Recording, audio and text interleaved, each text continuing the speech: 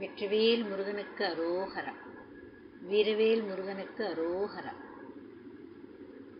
திருச்செந்தூர் முருகன் கோவில் தல வரலாறு.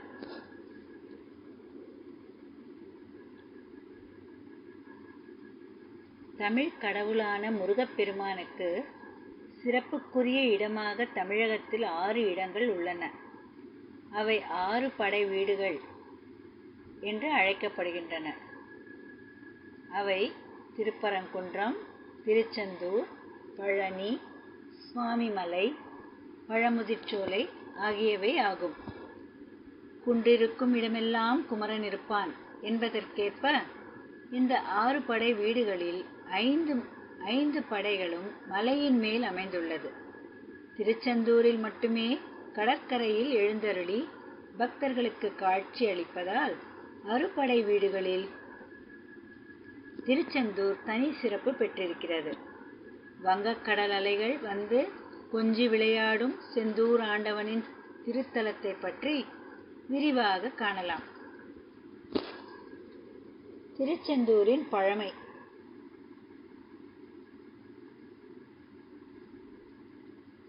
முருகனின் அறுபடை வீடுகளில் 2வது படை வீடாக விளங்கும் திருச்செந்தூர் தூத்துக்குடி மாவட்டத்தில் அமைந்துள்ளது.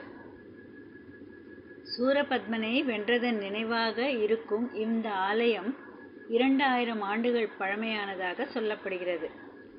முருகனின் இந்த படை வீட்டை சிலப்பதிகாரம் திருச்சீரலவாய் என்று அழைக்கப்பட்டதாக சொல்கிறது.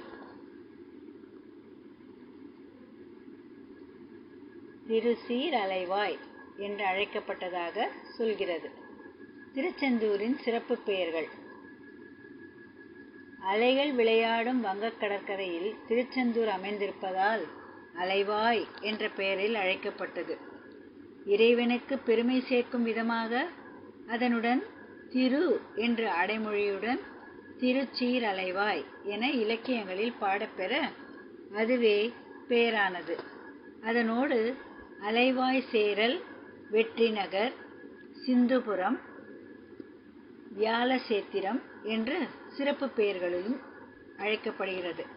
இக்கோவிலை காக்கும் வீரவாகு தேவரின் பெயரால் வீரவாகு பட்டினம் என்ற பெயரிலும் சிறப்பிக்கப்படுகிறது. இந்த கோவிலின் தல வரலாறு என்னவென்றால், கடுந்தவம் புரிந்து வரங்களை பெற்ற சூரபத்மன் தேவர்களை துன்புறுத்தினான். அவனது கொடுஞ்செயல்களால் பாதிக்கப்பட்ட தேவர்கள் சூரபத்மனை அழிக்கும்படி சிவபெருமானிடம் தஞ்சமடைந்தனர். அவர்களது வேண்டுகோளுக்கிணங்கி தன் நெற்றிக்கண்ணில் இருந்த 6 பொறிகளை உண்டாக்க அதிலிருந்து முருகப்பெருமான் தோன்றினார். அவ்வாறு தோன்றிய முருகன் தந்தையின் கட்டளையை ஏற்று சூரபத்மனை வதம் செய்து இங்கு வந்தார். முருகப்பெருமானை தரிசிக்க இவ்விடத்தில் தவம் செய்து கொண்டிருந்த வியாழ பகவானுக்கு காட்சியளித்து அவர்களின் வரலாற்றை அவரிடமிருந்து கேட்டறிந்தார். தனது படைத்தளபதியான வீரவாகுவை சூரபத்மனுக்கு தூது அனுப்பினார். ஆனால் அழிவின் விளம்பில் இருந்த அசுரன் அதை மறுத்து யுத்தத்திற்கு அறைகூவல் விடுத்தான். முதலில் முருகப்பெருமானால் வதம் செய்யப்பட்டு அவரது கொடியில் இடம் பிடித்து நற்பேறு பெற்றான். வியாழ பகவானின் வேண்டுகோளை ஏற்று அவ்விடத்தில் தங்கிய முருகனுக்கு விஸ்வகர்மாவை அழைத்து ஆலயம் எழுப்பினான். சூரபத்மனை வெற்றி கொண்டதை குறிக்கும் பெயரால் ஜெயச்சந்திரநாதர் என்று அழைக்கப்பட்ட முருகப்பெருமான் பெயர் மருவி செயந்திநாதர் என்று அழைக்கப்பட்ட முருகப்பெருமான் பெயர் மருவி செந்தில்நாதர் என்று திருசெயந்திபுரம் என்பதும் திருச்செந்தூர் எனும் மாறியதாக சொல்லப்படுகிறது. திருக்கோவிலின் அமைப்பு. ஓம் என்னும் வடிவில் அமைந்திருக்கிறது இந்த திருச்செந்தூர் கோயில். 17ஆம் நூற்றாண்டில் கட்டப்பட்ட 157 அடி உயரம் கொண்ட இக்கோவிலின் கோபுரம் 9 தளங்களை கொண்டதாக அமைந்துள்ளது. இது யாழ் மட்டத்திற்கு மேலே 137 அடி உயரமும், வடக்கிலிருந்து தெற்கே 90 அடி நீளமும், கிழக்கு நோக்கி மேற்காக 65 அடி அகலமும் கொண்டது. கோபுர உச்சியின் மேற்புறம் 25 அடி அகலம் மற்றும் 49 அடி நீளம் கொண்டது. கோபுரம் 9 தளங்களை கொண்டுள்ளது என்பதை குறிக்க கோபுரத்தின் உச்சியில் 9 கலசங்கள் உள்ளன. இத்திருக்கோவிலில் உள்ள சண்முக விலாசம் என்னும் மண்டபம் 120 அடி உயரமும் 60 அடி அகலமும் கொண்டு பிரம்மாண்டமாய் அமைந்துள்ளது. இந்த மண்டபத்தை 124 தூண்கள் தாங்கி நிற்கின்றன. கோவிலின் எதிர்ப்புறம் 2 மயில்கள் சிலையும் ஒரு நந்தியின் சிலையும் அமைக்கப்பட்டிருக்கிறது. மயில்கள் 2இல் முதலாவது இருப்பது இந்திரனையும் 2வது இருப்பது சூரபத்மனையும் குறிக்கிறது. நந்தி பெருமான் பஞ்சலிங்கங்களில் வாகனம் ஆவார். இரு தோற்றங்களில் முருகன். முருகப்பெருமான் இருவேறு தோற்றங்களில் தனித்தனியே எழுந்தருளி இருப்பது இத்திருக்கோவிலின் சிறப்பாகும். தெற்கு திசையை பார்த்தவாறு சண்முகம் என்றும் பெயரிலும், கிழக்கு திசையை பார்த்தவாறு பாலசுப்பிரமணிய சுவாமி என்ற பெயரிலும் இருவாறாக வெவ்வேறு சன்னதியில் அருள் செய்கிறார். இந்த கோவிலில் மற்றொரு சிறப்பு தீப ஒளியில் காட்சி தரும் சிவலிங்கம். சூரபத்மனை ஆட்கொண்ட முருகப்பெருமான் அவ்வெற்றிக்கு நன்றி செலுத்தும் விதமாக தாமரை மலரை வைத்து சிவபெருமானுக்கு பூஜை செய்தார். அதனால் முருகப்பெருமானின் வலது கரத்தில் தாமரை மலர் இருப்பதை இன்றும் காண முடியும். சிவயோகி போல தலையில் ஜடாமகுடம் தரித்திருக்கும் இவருக்கு இடது பின்புற சுவற்றில் ஒரு லிங்கம் இருக்கிறது. அந்த லிங்கத்திற்கு தீபாராதனை காட்டிய பிறகே முருகனுக்கு தீபாராதனை நடக்கிறது. இதே போல சண்முகர் சந்நிதியிலும் சுவாமிக்கு பின்புறத்தில் லிங்கம் இருக்கிறது. சிவலிங்கங்கள் 2மே இருளில் அமைந்திருப்பதால் தீபாராதனை வெளிச்சத்தில் மட்டுமே பார்க்க முடியும்.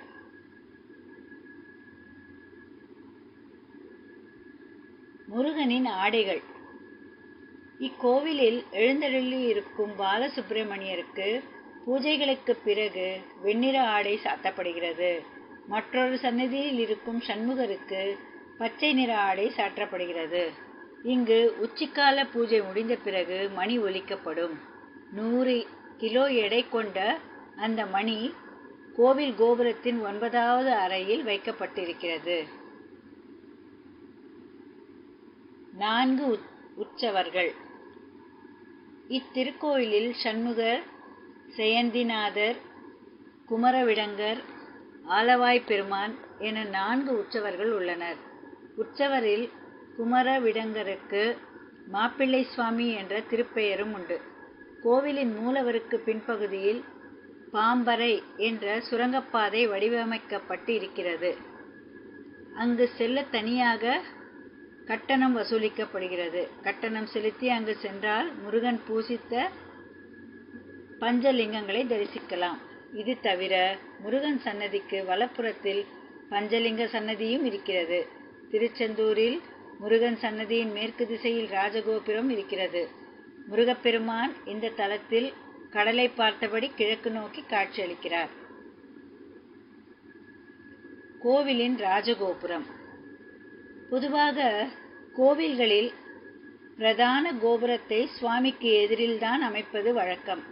அதன்படி இங்கு கிழக்கு திசையில் ராஜகோபுரம் அமைந்திருக்க வேண்டும். ஆனால் அந்த பகுதியில் கடல் இருப்பதால் மேற்கு பகுதியில் கோபுரம் கட்டப்பட்டிருக்கிறது. முருகப்பெருமான் இருக்கும் மூலஸ்தானத்தின் பீடத்தை விட இக்கோபுர வாசல் உயரமாய் இருக்கும் காரணத்தால் திறக்கப்படாமல் எப்போதும் அடைக்கப்பட்டே இருக்கிறது. சூரசம்மாரம் முடிவடைந்த பிறகு நடக்கும் முருக தெய்வானை திருக்கல்யாணத்தின் போது நள்ளிரவில் ஒரு நாள் மட்டுமே இந்த ராஜகோபுர வாசலானது திறக்கப்படும். முருகப்பெருமானுக்கு படைக்கும் உணவு வகைகள்: சர்க்கரை பொங்கல், கற்கண்டு, தினைமாவு, பொரி, வடை, அப்பம், பிட்டமுது, பால்கோவா, பருப்பு கஞ்சி, தோசை, தேன்குழல், அதிரசம் மற்றும் சுய்யன் ஆகியவை உணவாக முருகப்பெருமானுக்கு நெய்வேத்தியம் செய்யப்படுகிறது. பால் மற்றும் சுக்கு வெந்நீர் வைத்து இரவு நேரத்தில் பூஜை செய்து வணங்குகிறார்கள். கங்கா பூஜை. உச்சக்கால பூஜைக்கு பின் ஒரு பாத்திரத்தில் பால், அன்னம் ஆகியவற்றை மேளதாளத்துடன் எடுத்து சென்று கடற்கரையில் கலந்து கரைத்து விடுகிறார்கள். தினமும் நடைபெறும் இந்த பூஜையை கங்கா பூஜை என்று அழைக்கிறார்கள். மணலால் உண்டான மதில்.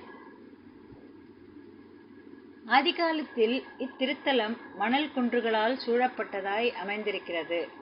கால ஓட்டத்தில் மணல் குன்றுகள் சிதைந்து பிரகாரமாய் உருமாறிவிட்டது. இன்றும் கோவிலின் வடபகுதியில் மணல் மேடு மதிலாய் காட்சியளிக்கிறது. வள்ளி குகை கோயில்.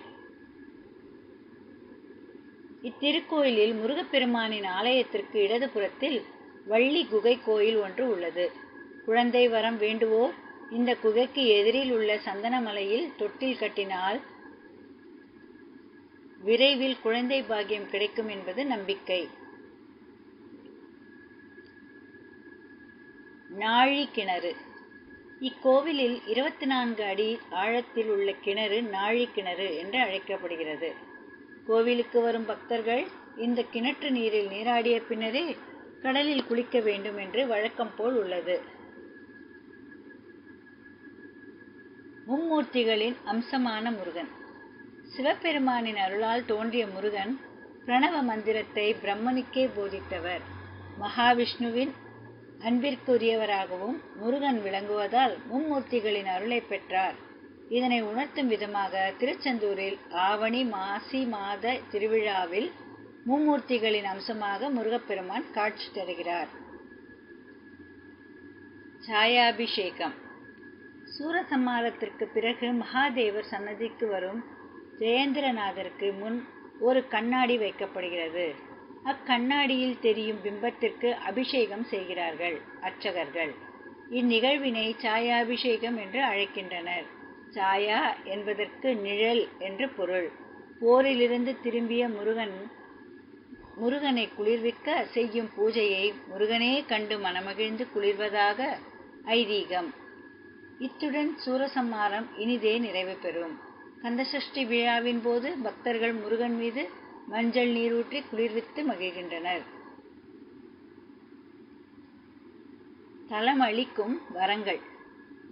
வியாழ பகவானின் வேண்டுகோளை ஏற்று கோயில் கொண்டதால் குரு பகவானின் அருள் பெற விரும்புவோர் குரு திசையில் இந்த இறைவனை வணங்கி பலன் பெறுகிறார்கள். ஜெயந்திநாதராய் அருள் வழங்குவதால் இங்கு முருகனை வணங்குபவருக்கு வாழ்வில் வெற்றி கிடைக்கும் என்பது ஐதீகம். ஏவல், பில்லி, சூனியம் போன்றவற்றால் பாதித்தவர்கள் இவ்வாலயத்தில் வழிபட்டால் தீவினை நீங்கி பலன் பெறலாம். குழந்தை பேரின்றி இருப்பவர்கள் திருச்செந்தூர் முருகப்பெருமானுக்கு அபிஷேகம் செய்து கோவிலை வலம் வந்தால் மக்கட்பேரை அருள்வார். வாழ்நாள் முழுவதும் தவம் செய்து கிடைக்கும் பலனை இவ்வாலயத்தில் ஒரு நாள் உபவாசம் இருந்து முருகனை வழிபட்டால் பெறலாம் என சூதம முனிவர் கூறுகிறார். என்றும் மாறாத இளமையும் குன்றாத அழகையும் கொண்ட முருகனின் சிவந்த நிறத்தினால் செந்தில் என்று அழைக்கப்படும் செந்தில்நாதர் வண்ணமயிலேறி தன்னை வணங்கும் பக்தர்களுக்கு யோகம், வேகம் மற்றும் போகத்தை வழங்குகிறார். இந்த திருச்செந்தூர் சுப்பிரமணிய சுவாமி திருக்கோயிலில் வருகின்ற 7/7/2025 அன்று கும்பாபிஷேகம் நடைபெற உள்ளதால் பக்தர்கள் கும்பாபிஷேகத்தை காண்பதற்கு காவல்துறை மூலம் விரிவான ஏற்பாடுகள் செய்யப்பட்டுள்ளது. மேற்கு பிரகாரமானது யாகசாலை பூஜை மற்றும் கும்பாபிஷேகம் சம்பந்தமான பூஜைகள் நடைபெறும் முக்கிய பகுதியாகும். எனவே பக்தர்கள் மேற்கு பிரகாரம் வழியாக செல்வதற்கு அனுமதி கிடையாது. பக்தர்கள் மேற்கு பிரகாரம் வழியாக வருவதை தவிர்த்து விடலாம்.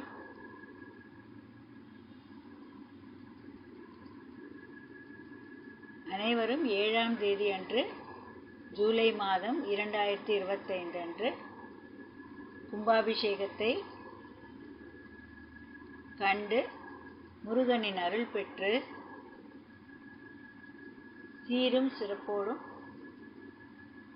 வாழ வேண்டும் என்று முருகனை நான் வேண்டிக் கொள்கிறேன்.